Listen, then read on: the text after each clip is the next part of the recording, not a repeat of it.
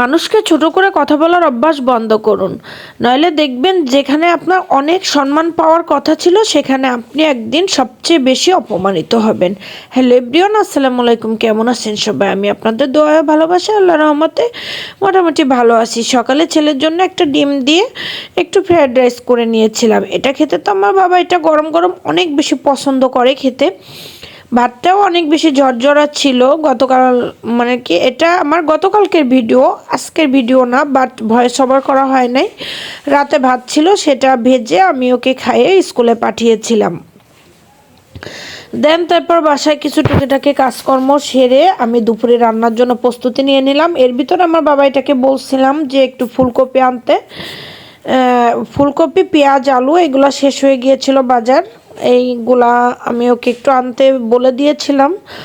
ও school থেকে ফেরার পথে এগুলা নিয়ে আসছিল, কারণ গতকালকে তো বেশি ভালো স্কুল হচ্ছে না। তারপরে যেহেতু স্পোর্টস সামনে, সেগুলো মিলায় আর কি একটু চলতেছে, এর জন্য আর কি। দেন আমি এখানে ফুলকপি দিয়ে ট্যাংরা মাছ আলু দিয়ে ঝোল করব। আমাদের ওইদিকে ফুলকপিগুলো একটু কেমন যেন গন্ধ গন্ধ লাগে, সার বেশি দেয়, এর জন্য ফুলকপিটা এই সিজনে একটু কমই খাওয়া হয়েছে।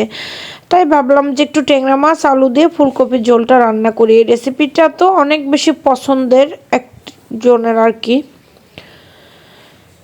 তারপর মাছটা জাল করে নামিয়ে নিয়েছি। এভাবে জাল দিয়ে ফ্রিজের মাছ রান্না করলে আমার কাছে খেতে অনেক বেশি ভালো লাগতেছে, এর জন্য এখন আর তরকারির সঙ্গে মাছটা আমি এখন আর কষিয়ে নিই না।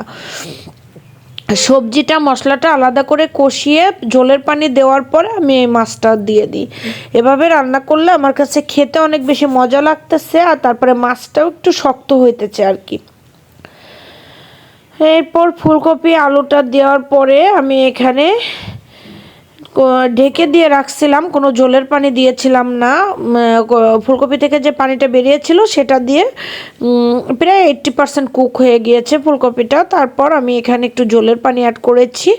দেন তুলে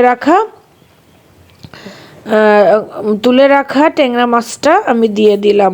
এভাবে দিয়ে রান্না করার পরে যখন ঝোলের পানিটা টেনে আসবে তখন আমি এখানে একটুখানি জিরা গুঁড়া ছিটিয়ে দিব, বাট আমার মনে ছিল না, আমি নামানোর পর তারপর জিরা গুঁড়াটা ছিটিয়ে নিয়েছিলাম।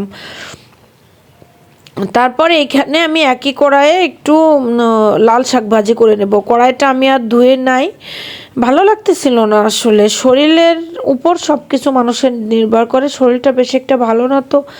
তা লাল শাকটা ভাজি করে নেব। এটা দেখেন, এই যে তরকারির ফাইনাল লুকটা কত সুন্দর এসেছে। এই তরকারিটা খেতে যে আমার একজনের কথা অনেক বেশি মনে পড়ছে, বাট কিছু করার নাই।